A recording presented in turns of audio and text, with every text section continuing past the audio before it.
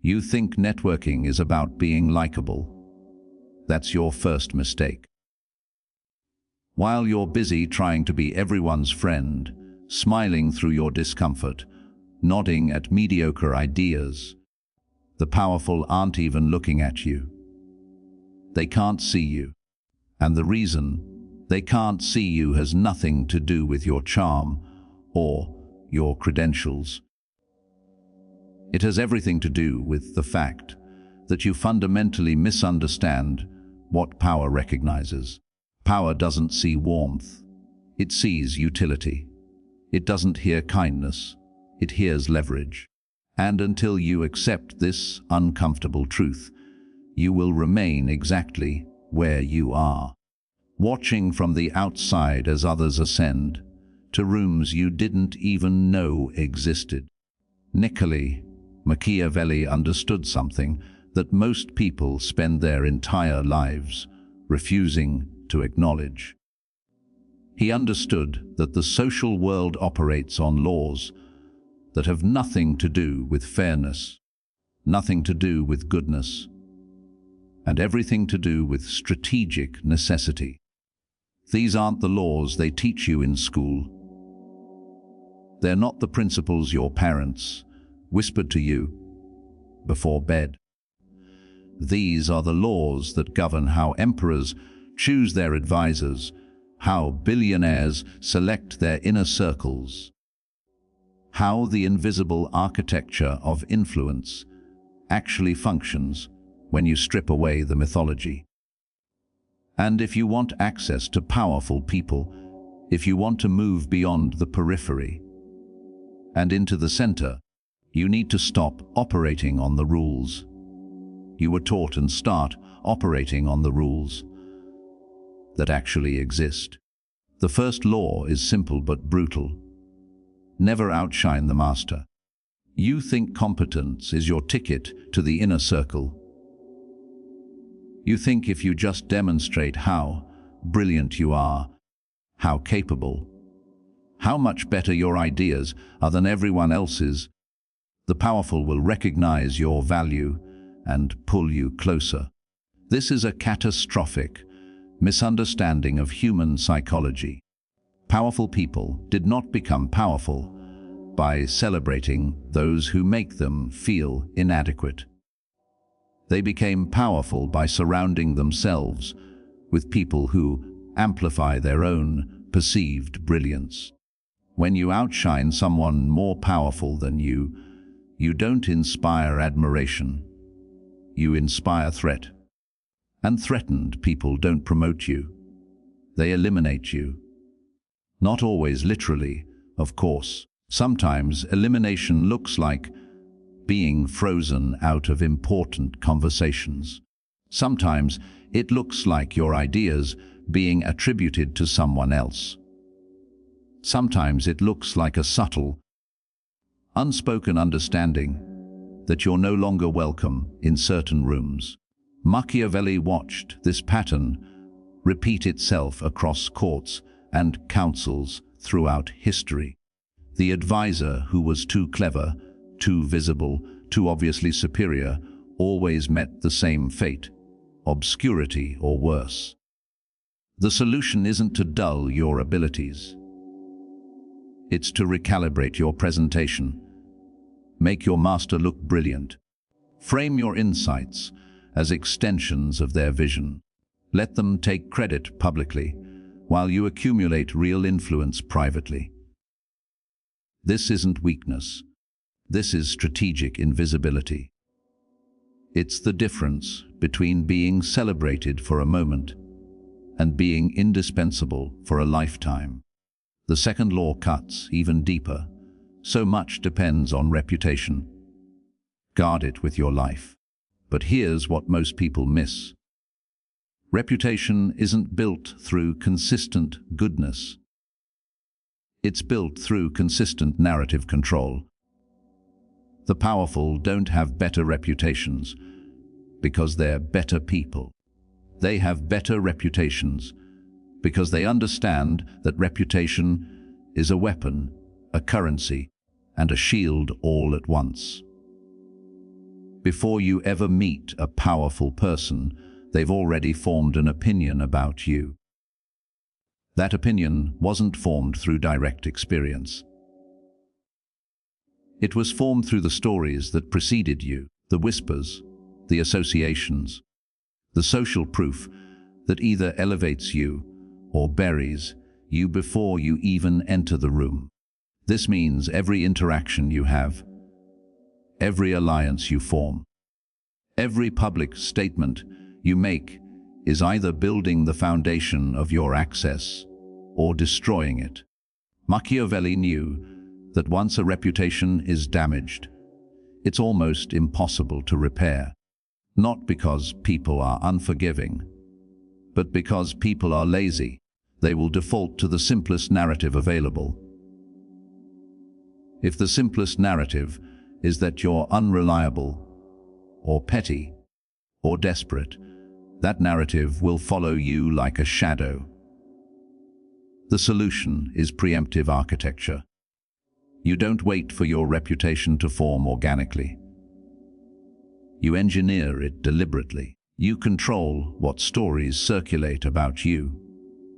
You align yourself with people whose reputations enhance your own. You distance yourself from those whose reputations contaminate. This isn't manipulation. This is survival in a world where perception precedes reality in almost every meaningful interaction. The third law is where most people's fantasies about connection completely collapse. Make other people come to you. Use bait if necessary. You think proximity to power comes from chasing it. You think if you just send enough emails, show up at enough events, push hard enough, eventually you'll break through. This is the opposite of how it works. Chasing signals desperation, and desperation repels power like a magnetic force pushing in the wrong direction. Powerful people are surrounded by people who want something from them. Every single day, they are bombarded by requests, pitches, proposals, and pleas for attention. You are not special in your desire for access. You're ordinary. And if you approach them the way everyone else does, you will be dismissed the way everyone else is. The only way to break this pattern is to reverse the dynamic entirely. You must create a situation where they want something from you, where they perceive value in your orbit that they cannot access unless they come to you. This requires patience that most people don't have. It requires building something, creating something, positioning yourself in a way that makes you the solution to a problem they have. Machiavelli observed that the most powerful advisors were never the ones begging for an audience. They were the ones whose expertise, connections, or resources became so valuable that kings sought them out. This is the difference between being a supplicant and being a strategic asset. One is disposable, the other is indispensable. But there is a deeper, more dangerous truth we haven't touched yet. One that most people will never accept because it requires abandoning the comforting illusion that the world runs on meritocracy. The fourth law is unforgiving. Always say less than necessary. The moment you over-explain, you lose power. The moment you fill every silence with words, you become common. Powerful people speak in scarcity. Their words carry weight not because of what they say, but because of what they don't say. Silence creates mystery. Mystery creates intrigue. Intrigue creates value. When you meet someone powerful, your instinct is to fill the space, to prove yourself, to demonstrate your knowledge, your passion, your worthiness. This instinct will destroy you. Because every extra word you speak is a piece of yourself you give away for free. It's information they can use to categorize you, dismiss you, or manipulate you. Machiavelli understood that the less you reveal, the more people project onto you. They fill in the gaps with their own assumptions, often assumptions that work in your favor. They imagine you're more connected than you are, more strategic, more dangerous. And as long as you don't talk yourself out of that perception, it becomes your reality in their minds. This doesn't mean being cold or withdrawn. It means being intentional. Every word should serve a purpose. Every silence should be a choice. When you master this, you stop being someone who explains themselves and start being someone who commands attention simply by existing in the room. The fifth law is where morality and strategy collide most violently. So much depends on who you associate with. Infection is inevitable. You cannot separate yourself from the reputations of the people around you. If you surround yourself with the desperate, the bitter, the chronically unsuccessful, their stain will mark you. Not because you're like them, but because powerful people make fast judgments based on association. They see you standing next to someone they've dismissed, and you become dismissed by extension. This is cold, yes, but it's also mechanical. It's not personal cruelty. It's pattern recognition operating at high speed. Powerful people don't have time to investigate the nuances of your character. They use heuristics, shortcuts, and one of the most reliable shortcuts is guilt by association. Machiavelli watched as talented individuals were destroyed not by their own failures, but by the failures of those they chose to align with. A single friendship with the wrong person can close doors you didn't even know existed. The solution isn't to become a social climber who abandons people ruthlessly. It's to be strategic about visibility. There are people you can care about privately, who you should never be publicly associated with. There are relationships that serve your soul but damage your positioning. You must know the difference, and you must have the discipline to manage both spheres separately. This is the price of access. It's not fair, but fairness is a luxury afforded only to those who don't need power. The sixth law reveals the mechanics beneath all persuasion. Win through actions, never through argument. When you argue with someone, even if you win intellectually, you lose socially. Because argument creates resistance, it activates ego. It forces the other person into a defensive posture where they must protect their position regardless of its merit. Powerful people didn't become powerful by losing arguments publicly. Which means if you make them defend a position, even if you're right, they will resent you for it. Machiavelli knew that the courtiers who lasted longest were never the ones who won debates. They were the ones who demonstrated their value through action, through results, through undeniable proof that eliminated the need for argument entirely.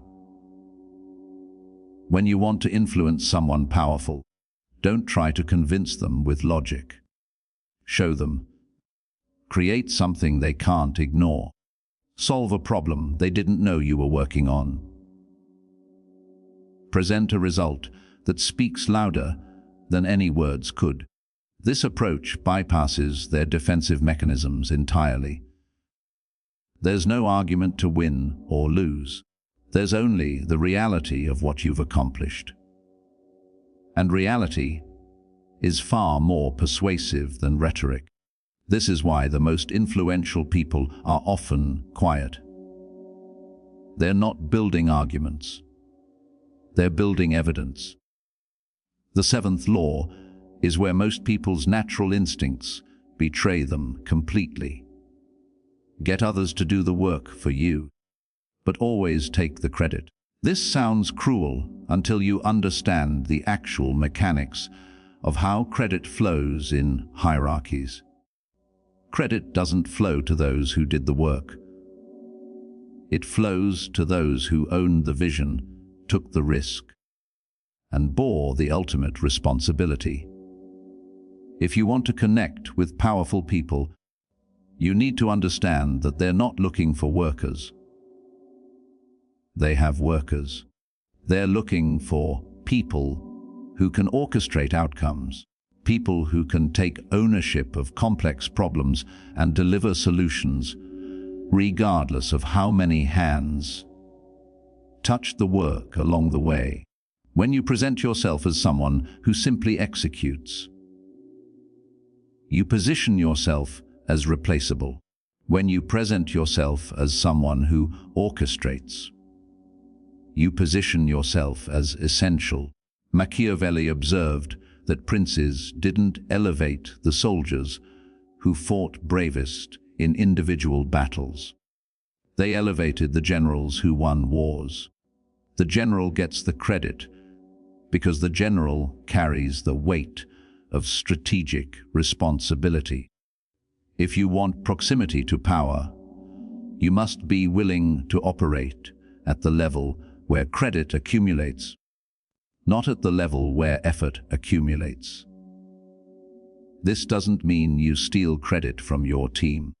It means you understand that, in the eyes of those above you, the team's success is your success because you were responsible for assembling, directing, and delivering that team's output.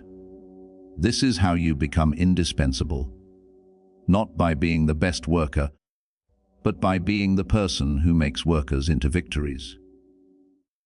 Now, we arrive at something darker, something that separates those who understand power from those who only fantasize about it. The eighth law is pure manipulation physics. Make other people come to you. Use bait if necessary, but understand what bait actually means. Bait isn't a trick. It's the strategic offering of something valuable that creates dependency. When you want to connect with someone powerful, you must understand what they actually need, not what they say they need, not what would be nice to have, what they actually need that they cannot easily get elsewhere. This requires research, observation, the ability to see gaps in their empire that they may not even articulate. Maybe they need access to a specific network. Maybe they need specialized knowledge. Maybe they need a problem solved quietly. Once you identify this, you position yourself as the solution, not by announcing it loudly, but by creating situations where the solution you offer becomes visible to them naturally. You make yourself the answer to a question they're already asking. This is bait. It's not deception. It's strategic positioning that makes the next move inevitable. They come to you because coming to you serves them. And once they come to you, the relationship begins on your terms, not theirs. This is the subtle art of inversion. You don't chase power. You become the thing power chases. The ninth law demands a level of emotional control most people will never achieve. Control your emotions, especially anger. The moment you lose composure, you lose credibility. Powerful people are surrounded by volatility. Markets crash. Partners betray. Competitors attack. The last thing they want in their inner circle is more chaos. They want stability. They want people who can absorb pressure without fracturing. When you meet someone powerful and something goes wrong, your response in that moment will determine whether you're dismissed or remembered. If you react with anger, with visible frustration, with the kind of emotional transparency that feels authentic but reads as weak, you're done. Not because anger is always wrong, but because uncontrolled anger signals that you cannot be trusted with real pressure. Machiavelli watched as advisors who lost their temper in front of their princes were quietly removed, not because they were wrong in their anger, but because they demonstrated they were a liability under stress. The powerful need people who can think clearly when everything is falling apart. If you can maintain composure, if you can respond to crisis with calm analysis instead of emotional reaction, you become one of the rare individuals they trust when stakes are highest. This isn't about suppressing your humanity. It's about channeling your reactions into strategic responses, rather than letting your reactions control you. The 10th law cuts against every modern narrative about authenticity. Learn to keep people dependent on you. Independence is your enemy if you want sustained access to power. The moment you are no longer needed, you are gone. This is not cynicism. This is the basic economics of relationships at high levels. Powerful people have limited time and unlimited options. If you want to remain in their orbit, you must be continuously valuable. Not valuable once, not valuable in theory. Valuable in practice, repeatedly, undeniably. This means you never fully solve their problems in a way that makes you obsolete. You solve problems in ways that reveal new opportunities that require your continued involvement. You position yourself as the person who understands the full architecture of their needs in ways that cannot be easily replaced. Machiavelli knew that the advisors who lasted decades were the ones who made themselves structurally necessary. They controlled access to key information. They maintained relationships that only they could leverage. They became the connective tissue in their master's empire. This isn't manipulation. This is sustainability. If you want a relationship with power to last, you must design that relationship so that your absence would create a gap they feel viscerally. The 11th law is where strategy becomes theater. Learn to play the perfect courtier. This doesn't mean being fake. It means understanding that every interaction with power is a performance, and you are either performing well or performing poorly. There is no neutral. The perfect courtier makes their master feel powerful, intelligent, and secure. They know when to speak and when to vanish. They understand the unspoken rules of the specific court they're in, because every powerful person has different rules, different sensitivities, different patterns of validation they require. Some want challenge, others want agreement. Some want formality, others want casual intimacy. Your job is to read the room faster than anyone else and adjust accordingly. Machiavelli's entire body of work is essentially a manual for reading power and adapting to its needs without losing your own strategic core. The courtier who thrives isn't the most talented or the most original. It's the one who understands that proximity to power requires constant calibration. You're always adjusting, always reading signals, always performing the role that the moment demands. This is exhausting. It requires a level of social intelligence and self-control that most people don't want to develop. But it's non-negotiable. If you want to be in the room where it happens, you must master the performance required to stay in that room. The 12th law is perhaps the most psychologically sophisticated. Recreate yourself. Do not accept the roles that society foists on you.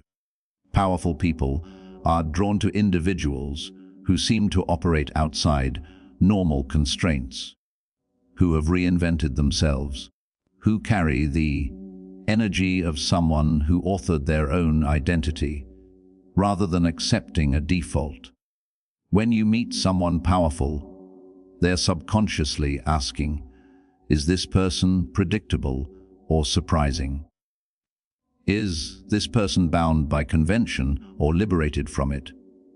If you seem too conventional, too easily categorized, you become forgettable. You must cultivate an element of unpredictability, a sense that you're more than whatever your resume says. This doesn't mean being erratic. It means being deliberately multidimensional. You're not just a lawyer.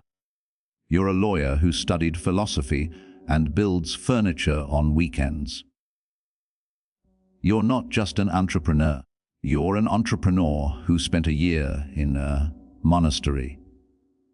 These layers create intrigue. They make you memorable. They signal that you're someone who thinks independently and moves through the world on your own terms. Machiavelli understood that the most influential figures in history were always the ones who seemed larger than their circumstances. They projected an aura of self-creation that made others want to understand them, study them, get closer to them. You must become the kind of person whose story is inherently interesting. Not through fabrication, but through intentional evolution. And now we arrive at the final law, the one that contains all the others, the one that will either unlock everything you've been working toward or confirm that you were never serious about power in the first place. The 13th law is absolute. Assume formlessness. The moment you become predictable, you become controllable. The moment you can be defined, you can be limited. Powerful people respect and fear those who cannot be pinned down, who seem to operate by rules that others don't fully understand. This is the ultimate form of strategic advantage. You must cultivate the ability to shift, adapt, and transform based on circumstance without losing your core. You're formal when formality serves you. You're casual when casualness opens doors. You're aggressive when aggression is required. You're invisible when visibility is dangerous. This level of fluidity requires profound self-awareness and zero attachment to any single identity or approach. Most people cling to a fixed way of being because it feels safe. It feels authentic. But authenticity at the cost of adaptability is a luxury that keeps you powerless. Machiavelli's princes who survived were the ones who could be ruthless or merciful, depending on what the moment demanded. They weren't bound by consistent personality. They were bound by consistent objectives, achieved through variable means. If you want to connect with powerful people and remain connected, you must become formless. You must be the person who cannot be easily understood, easily predicted, or easily dismissed. You must become water, fitting into whatever container power requires, while never forgetting that water also carves through stone given enough time. So here is what you do now. You stop waiting for permission. You stop believing that being good enough will somehow automatically grant you access. You accept that the world of power operates on laws that have nothing to do with fairness and everything to do with strategic necessity. You guard your reputation like it's the only currency that matters, because it is. You stop chasing and start building value that makes others chase you. You learn to speak less and reveal even less. You distance yourself from those whose association damages you, no matter how much you care about them personally. You demonstrate value through action, rather than wasting energy on arguments you can't win. You take credit for orchestrating outcomes, because that's what power recognizes. You control your emotions, because volatility is liability. You make yourself necessary rather than just useful. You perform the role each situation demands with precision and awareness. You reinvent yourself into someone inherently interesting. And above all, you remain formless, ungovernable, impossible to pin down or control. These aren't suggestions. These are the laws. They've always been the laws. You just weren't told about them because the people who benefit from your ignorance prefer you stay exactly where you are. But now you know, and knowing changes everything. The only question left is whether you'll actually apply what you know, or whether you'll retreat back into the comfortable fantasy that the world rewards niceness, that authenticity alone is enough, that somehow you're exempt from the brutal mechanics of how power actually recognizes and selects those it allows into its inner sanctum. You think networking is about being likable, and that is still your first mistake.